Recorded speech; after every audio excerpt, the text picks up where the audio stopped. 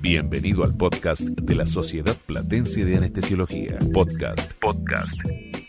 Hola, soy Lucía Daguerre, soy psicóloga y recientemente me sumé al Departamento de Bienestar Ocupacional de la Sociedad Platense de Anestesiología para colaborar en el diseño e implementación de acciones que tengan perspectiva de género. Lo primero que les quiero comentar es que en el mes de mayo, desde el área de género y diversidad sexual, diseñamos e implementamos una encuesta para sondear y visibilizar el fenómeno de la brecha de género en la anestesiología. Esta encuesta fue completada por 142 anestesiólogos y anestesiólogas de distintas partes del país. Fue una encuesta anónima, confidencial y de respuesta voluntaria, un aporte muy importante y que dio cuenta concretamente de que existe la brecha de género en la anestesiología porque las anestesiólogas encuentran barreras concretas para poder desplegar sus capacidades y sus habilidades en relación a sus colegas varones en cuanto a las distintas dimensiones de la profesión.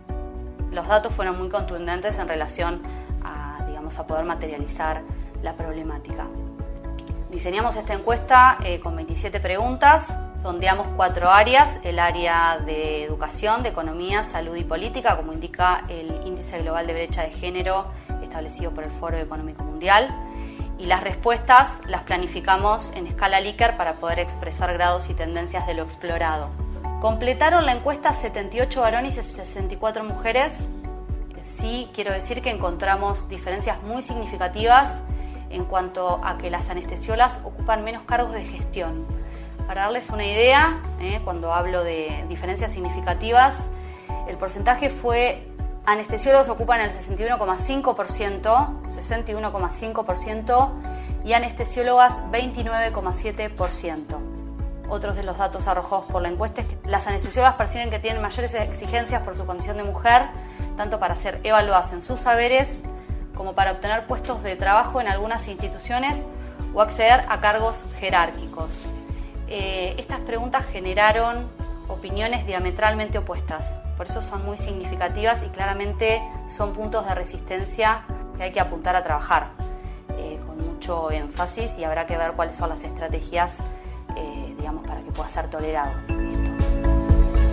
Encontramos resultados similares en cuanto a que tanto anestesiólogos como anestesiólogas coinciden en que la maternidad limita la carrera profesional de una anestesióloga, y también coinciden en considerar que la paternidad no limita la carrera profesional de un anestesiólogo. En este punto hubo absoluto acuerdo, ¿sí? Los porcentajes son prácticamente iguales. Otro dato concreto es que las anestesiólogas trabajan tantas horas como los anestesiólogos, más de 60 horas semanales, ¿sí? Pero duplican el porcentaje en relación a el tiempo que dedican a tareas de cuidado y organización del hogar.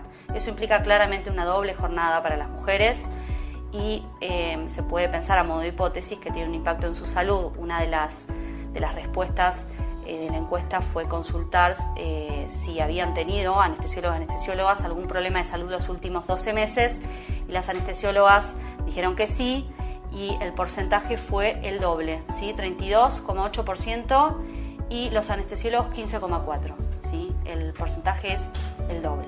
Les quiero leer 4 relatos, ¿sí? 4 viñetas que obtuve del documento del libro Género en el sector salud, feminización y brechas de género de PNUD, ¿sí? Del Programa para las Naciones Unidas del Desarrollo de 2018.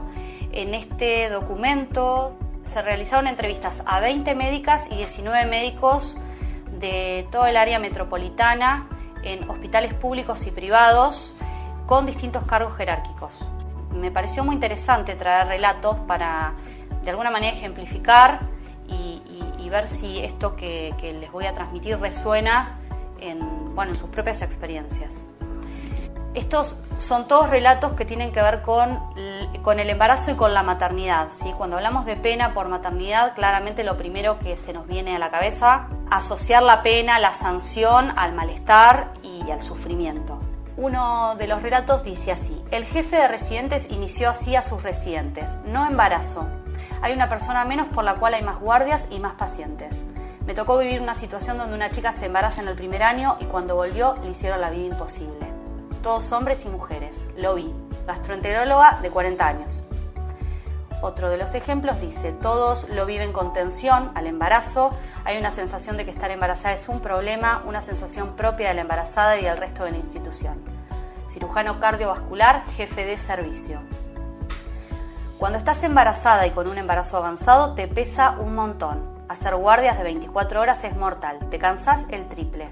Y yo estaba empeñada en demostrar que podía trabajar igual que otro. Terapia intensiva infantil, jefa de servicio. Cuando el jefe de residencia me tomó la entrevista me dijo de todo. Me mandó a lavar los platos, que después se embarazan y dejan la cirugía, que no les interesa. Cirujana pediátrica, jefa de sala. Tanto los resultados de la encuesta como estos relatos, ¿sí?, dan cuenta de dos conceptos que son muy importantes introducir y que se interrelacionan. Estos conceptos son techo de cristal y piso pegajoso. Piso pegajoso es un concepto posterior al de techo de cristal que viene a complejizar el concepto de techo de cristal. Cuando hablamos de techo de cristal estamos hablando de las limitaciones y obstáculos invisibles, como el cristal, que se producen en las instituciones mixtas, generalmente lideradas por varones, en donde las mujeres, cuando quieren ascender o crecer profesionalmente, a pesar de sus éxitos y logros profesionales, no pueden hacerlo. Y estos motivos están sumamente invisibilizados. Y el concepto de piso pegajoso alude a las condiciones de base, que son desigualdades, que están vinculadas a las dificultades de conciliar la vida doméstica, o sea, la vida del hogar, la vida familiar, con la vida laboral. Esta dificultad que tienen muchísimas mujeres genera, por supuesto, limitaciones en el desarrollo profesional, en el desarrollo personal, en el desarrollo laboral. Esto es un problema a nivel mundial de todas las mujeres que pretenden, digamos, habitar el ámbito de lo público, que pretenden sostener un trabajo salariado y, por supuesto, ustedes, las anestesiólogas, también están atravesadas por esta cuestión que es estructural, ¿sí? Sobre la base de estos conceptos lo que tenemos que pensar es en el concepto de estereotipos de género. Los principales aportes de las teorías de género tienen que ver con que han puesto de manifiesto que las diferencias en cuanto a las oportunidades, al trato, al acceso a derechos, no se pueden justificar, entre mujeres y varones siempre hablando, no se pueden justificar por la diferencia sexual anatómica. A esto me refiero a tener pene o tener vagina, ¿sí?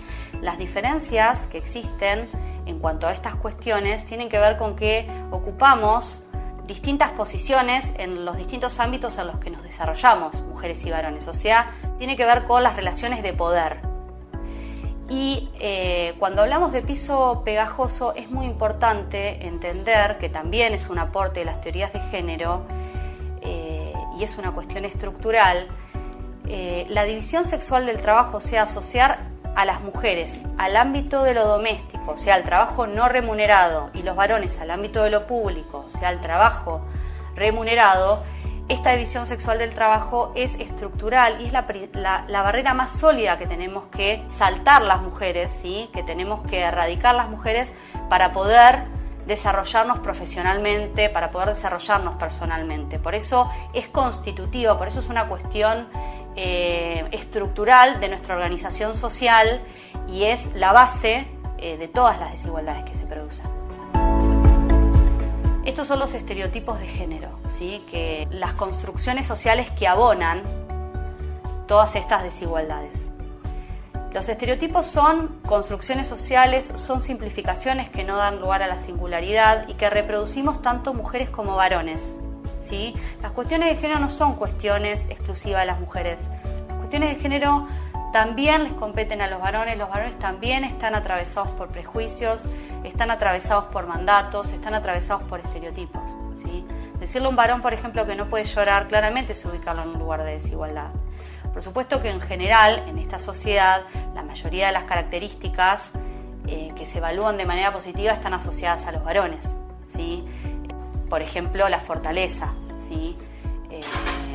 Y a nosotras las mujeres se nos asocia a la debilidad, o se nos asocia a que somos cuidadoras, que somos cariñosas, que somos sumisas, ¿sí? Esos son todos estereotipos. Y los estereotipos masculinos están asociados a la fortaleza, a la razón, al liderazgo. Respecto a estos estereotipos, estos son ejemplos de estereotipos en el ámbito de la salud y les quiero leer algunos. El día que entro a la comisión directiva era la única mujer, yo era jefa de un servicio y docente autorizada. Un colega dice, ay, qué suerte que viniste, vamos a tener quien nos sirva las empanadas. Esto lo dice una directora de hospital. ¿Sí? Ahí claramente, digamos, la mujer asociada a lo que tiene que ver con las tareas domésticas.